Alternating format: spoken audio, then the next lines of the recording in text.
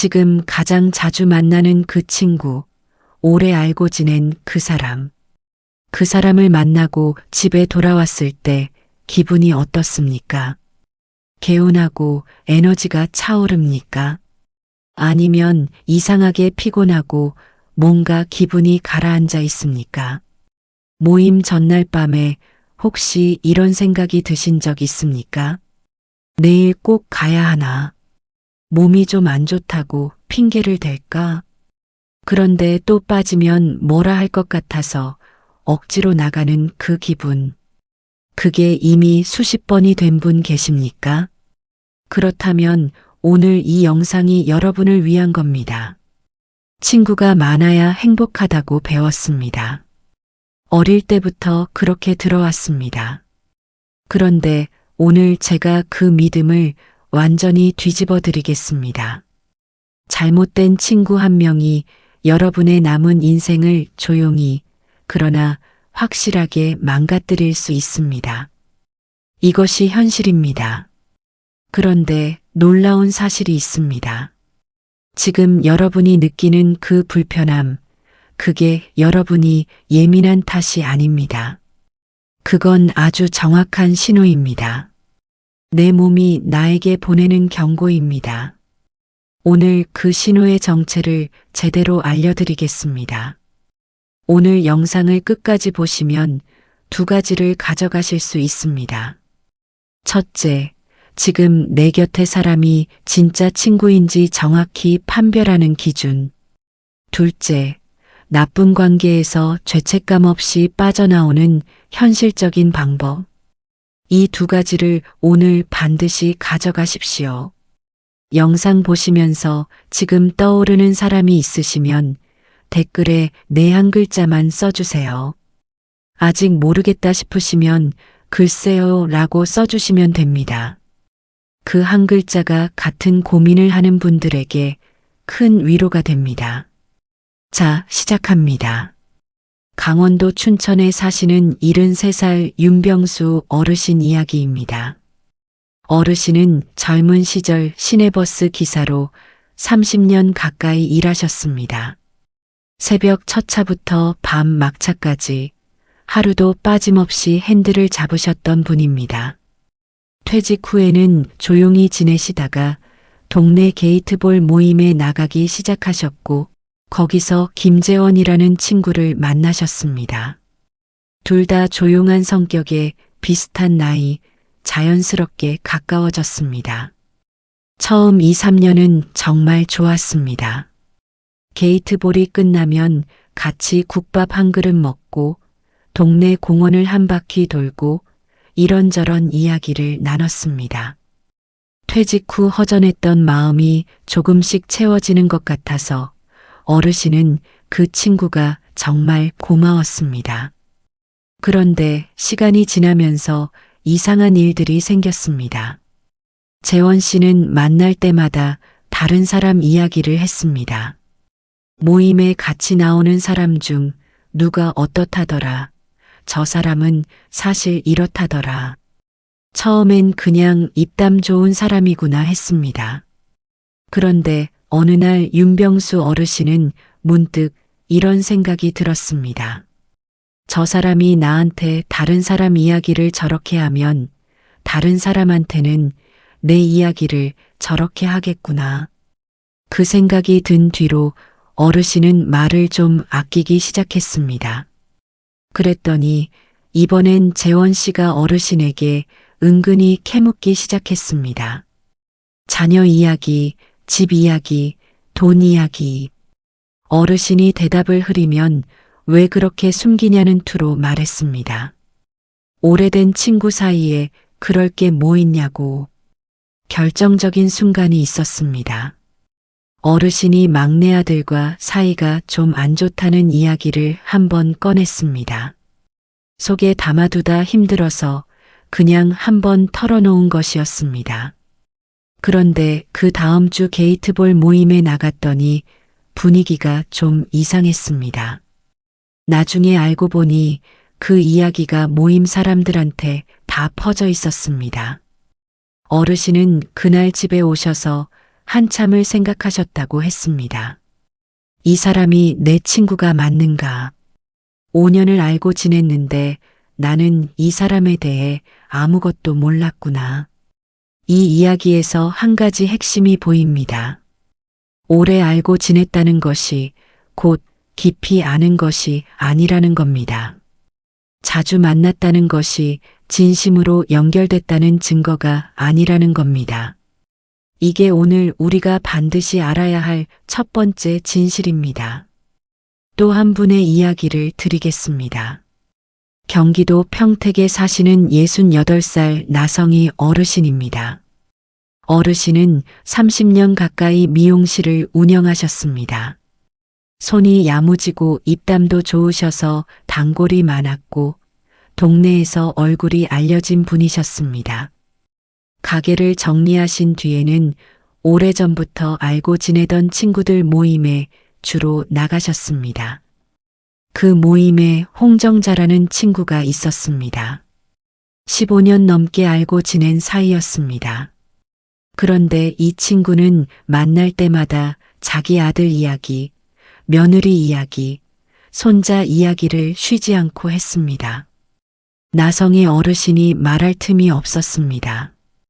어르신이 이야기를 꺼내면 두세 마디 만에 정자 씨가 끊고 들어와서 자기 이야기를 시작했습니다. 처음엔 그러려니 했습니다. 원래 말 많은 사람이니까. 그런데 어느 날 어르신이 무릎 수술 이야기를 꺼냈습니다. 사실 꽤 겁이 나는 상황이었고 누군가에게 털어놓고 싶었습니다. 그랬더니 정자 씨가 그랬어요. 거기서요. 라고 한마디 하더니 바로 자기 남편 허리 수술 이야기로 넘어갔습니다. 어르신의 불안함은 그 한마디로 끝이었습니다. 그날 집에 돌아오는 버스 안에서 어르신은 이런 생각이 드셨다고 했습니다. 나는 이 사람한테 오늘 뭘 이야기했지. 그리고 이 사람이 나한테 뭘 물어봤지. 아무것도 없었습니다. 15년 동안 내 이야기를 제대로 들어준 적이 있었던가. 기억이 나지 않았습니다. 이분의 이야기가 마음에 오래 남은 이유가 있습니다. 나쁜 관계는 꼭 싸우거나 상처를 주는 것만이 아닙니다. 그냥 내 이야기를 한 번도 제대로 들어주지 않는 것, 그것도 충분히 나를 외롭게 만드는 나쁜 관계입니다. 자, 이제 본론입니다. 왜 우리는 나쁜 친구를 알아채기 어려운 걸까요? 심리학의 관계 습관화라는 개념이 있습니다. 오래된 관계일수록 그 관계를 있는 그대로 다시 보는 능력이 떨어진다는 겁니다.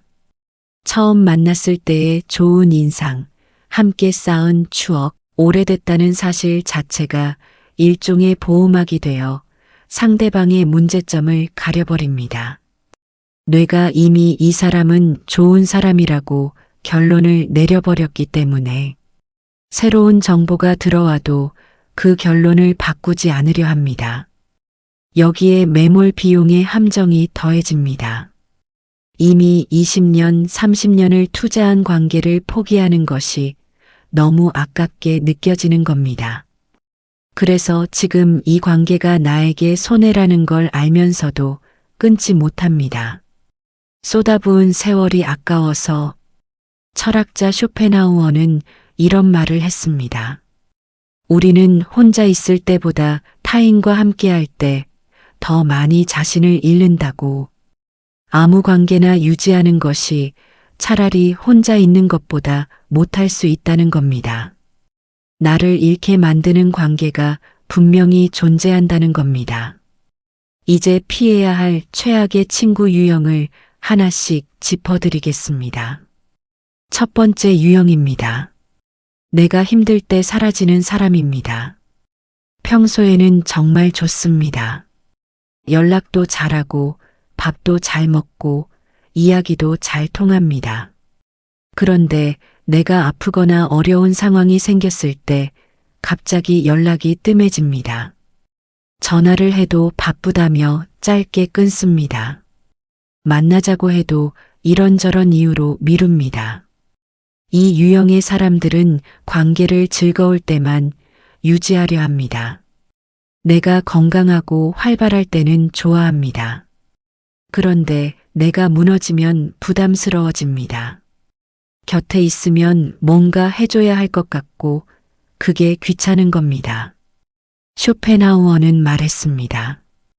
당신이 아무것도 줄 수 없는 상태일 때 여전히 곁에 있는 사람, 그 사람만이 진짜 친구다. 이 기준 하나로 내 주변을 한번 돌아보십시오. 두 번째 유형입니다. 은근히 나를 깎아내리는 사람입니다. 직접 욕을 하거나 대놓고 나쁘게 말하지 않습니다.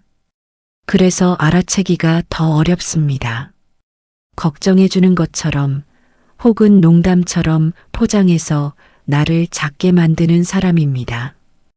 이런 말들입니다. 나이가 있는데 그게 되겠냐? 우리 때는 그냥 조용히 사는 게 최고지 뭘 그런 걸 해. 모임 자리에서 다른 사람들 앞에 내 과거 실수를 꺼내서 웃음거리로 만드는 것. 내가 좋은 일이 생겼을 때 진심으로 기뻐하는 게 아니라 그게 뭐 대단하냐는 식의 반응. 이런 말을 들을 때 그 자리에서는 크게 기분이 나쁘지 않을 수 있습니다.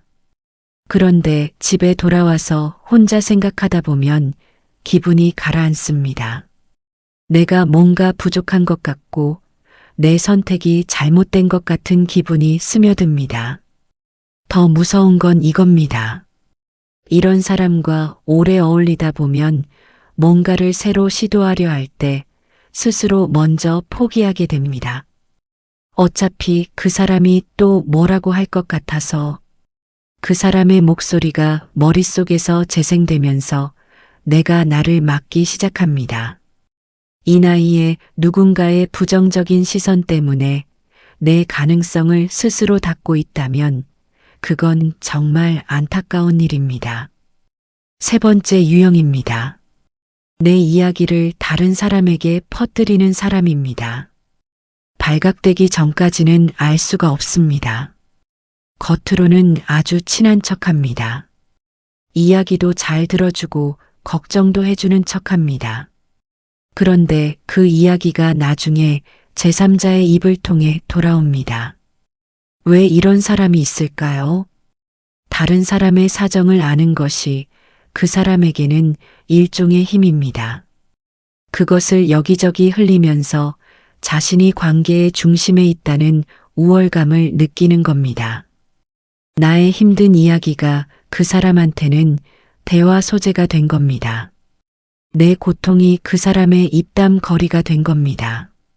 한번 이런 일이 생기면 그 관계는 이미 끝났다고 봐야 합니다. 비밀을 지키지 않는 사람은 한 번만 그런 게 아닙니다.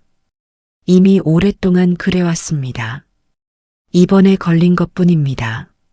네 번째 유형입니다. 만날 때마다 부정적인 이야기만 늘어놓는 사람입니다. 세상 불평, 자녀 원망, 동네 험담. 만날 때마다 반복됩니다. 처음 한두 번은 공감이 됩니다. 그런데 매번 이 이야기입니다. 강도도 점점 세집니다. 이런 사람 곁에 오래 있으면 나도 모르게 세상을 부정적으로 보기 시작합니다. 심리학에서는 이것을 감정전이라고 합니다. 우리 뇌는 주변 사람의 감정 상태를 무의식적으로 흡수합니다. 항상 불안하고 부정적인 사람 곁에 자주 있으면 나의 감정 기준선 자체가 그 방향으로 이동합니다. 한 주에 두세 번 그 사람을 만난다면 그 영향이 얼마나 클지 생각해 보십시오. 남은 시간이 얼마나 귀합니까? 그 귀한 시간을 부정적인 에너지를 흡수하는 데 써서야 되겠습니까? 다섯 번째 유형입니다. 자기 부탁은 당연히 하면서 내 부탁은 피하는 사람입니다. 처음엔 균형이 맞는 것처럼 보입니다. 그런데 시간이 지나면서 패턴이 생깁니다. 이 사람이 필요할 때는 거리낌 없이 연락해서 부탁합니다. 그런데 내가 뭔가가 필요해서 연락하면 갑자기 바빠집니다. 아니면 마지못해 들어주면서 나중에 그것을 슬쩍 들먹입니다. 내가 그때 해줬잖아 하는 식으로. 이런 관계에서 나는 항상 주는 쪽입니다. 그리고 결정적인 순간에 받지 못합니다. 이 사람에게 나는 친구가 아니라 필요할 때 꺼내 쓰는 자원입니다. 6번째 유형입니다. 내 결정을 끝까지 존중하지 않는 사람입니다. 진짜 친구는 내 결정에 걱정이 된다면 한 번쯤 의견을 말해줄 수 있습니다. 그런데 결국은 내가 결정한 거니 내가 응원할게라고 합니다. 그게 존중입니다. 그런데 어떤 사람은 끝까지 부정합니다. 그 나이에 그게 말이 되냐, 그게 될 것 같냐. 이런 말을 반복합니다. 이 사람은 나를 걱정하는 게 아닙니다. 자기 판단이 맞다는 것을 확인하고 싶은 겁니다. 내가 뭔가를 시도하면 자기가 못하고 있는 것이 드러나는 것 같아서 불안한 겁니다. 마르쿠스 아우렐리우스는 말했습니다. 오직 자신의 이성과 원칙에 따라 행동하라. 내 인생을 내가 결정하지 못하게 만드는 사람, 그 사람은 나의 우군이 아닙니다. 7번째 유형입니다. 돈이 얽히면 태도가 달라지는 사람입니다. 평소에는 친한 척 하는데 돈 이야기가 나오면 사람이 달라지는 경우입니다. 내가 좀 형편이 나아지면 갑자기 주변에 사람이 많아지고 반대로 어려워지면 하나둘 멀어집니다. 내 경제 상황을 비교의 소재로 삼거나 은근히 자랑과 비교를 섞어서 내 자존심을 건드리는 사람도 있습니다. 아리스토텔레스는 유용성의 우정이라는 것을 말했습니다. 서로 유용할 때만 유지되는 관계. 그 유용성이 사라지는 순간 관계도 사라집니다. 이건 처음부터 우정이 아니었던 겁니다. 자, 7가지 유형을 말씀드렸습니다. 들으시면서 한 명이라도 떠오른 분 계십니까? 어쩌면 한 사람이 여러 유형에 동시에 해당되는 경우도 있을 겁니다. 그렇다면 이제 어떻게 해야 할까요? 지금 당장 실천할 수 있는 방법을 말씀드리겠습니다.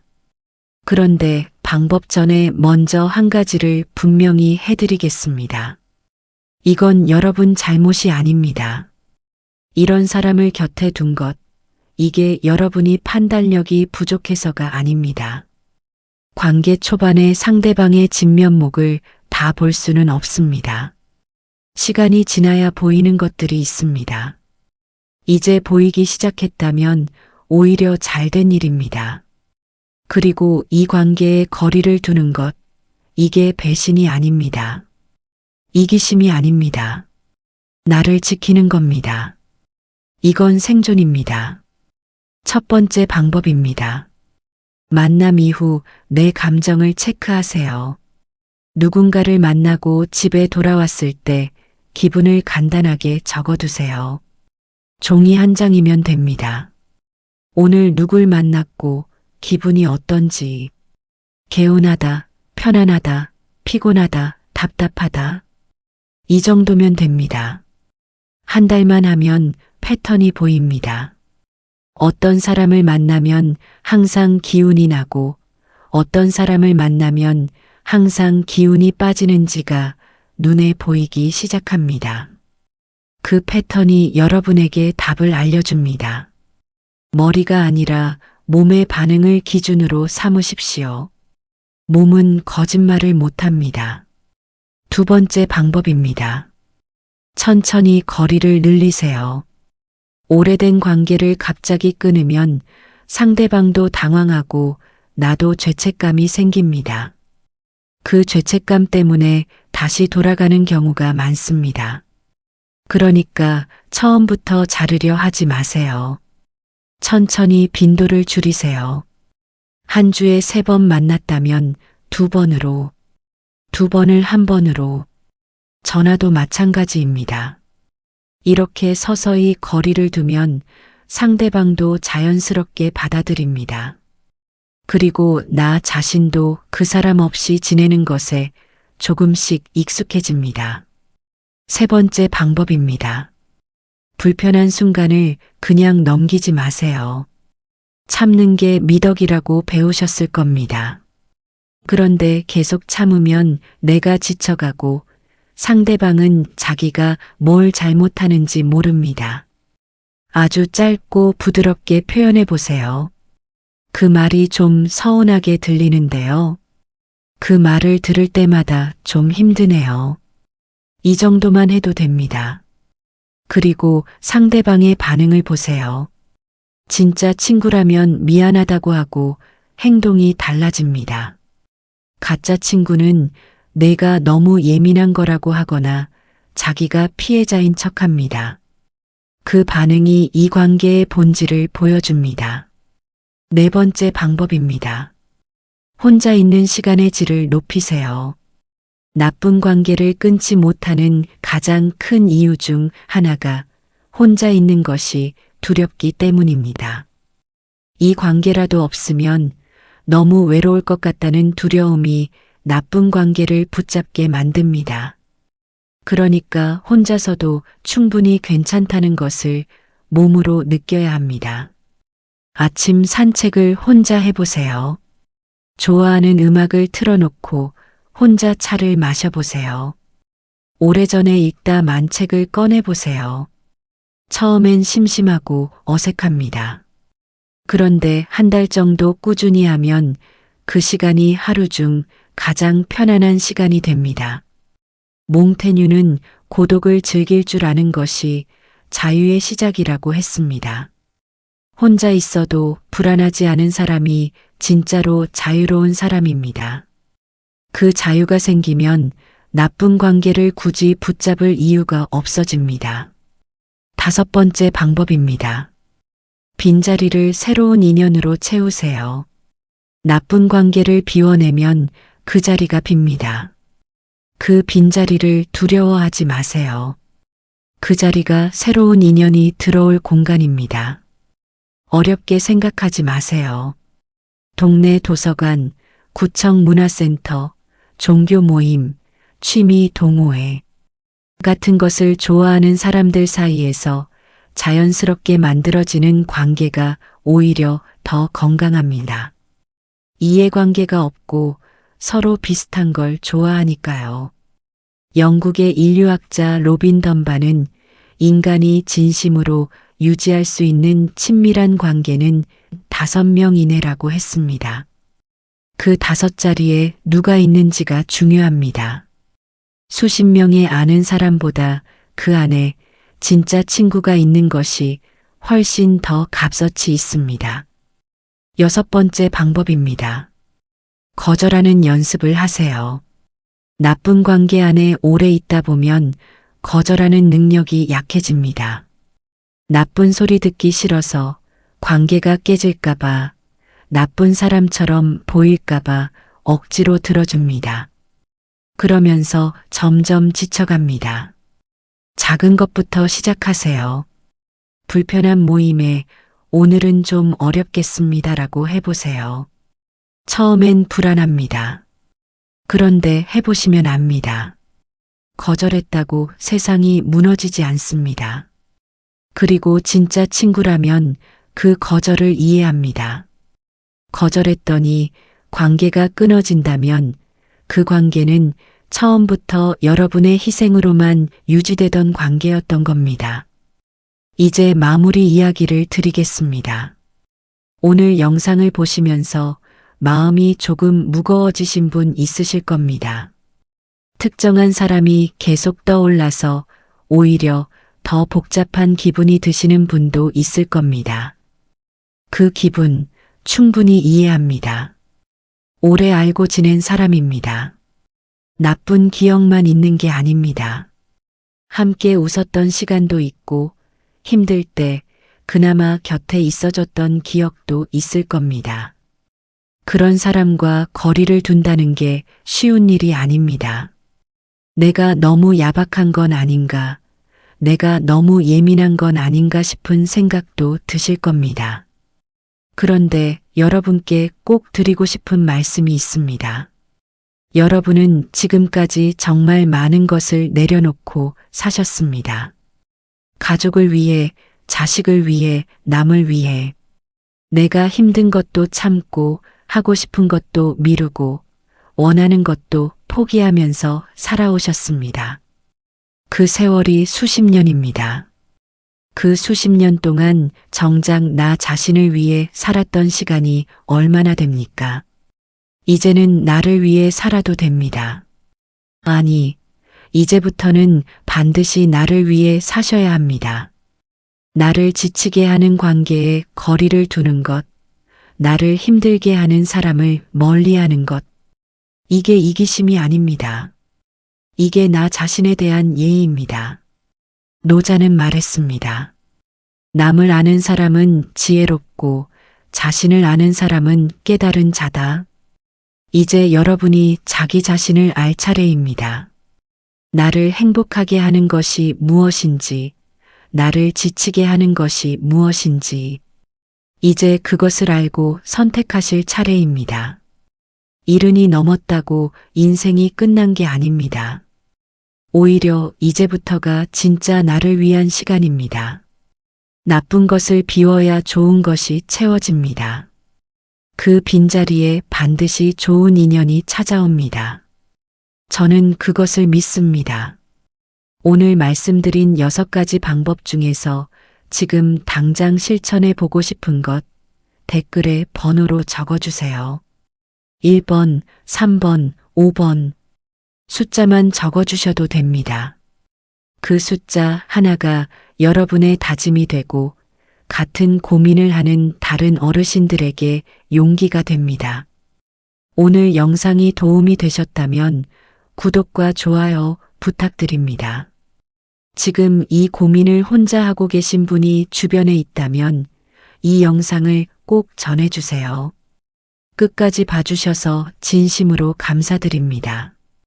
여러분은 좋은 관계를 누릴 자격이 충분히 있습니다. 그것을 절대 잊지 마세요.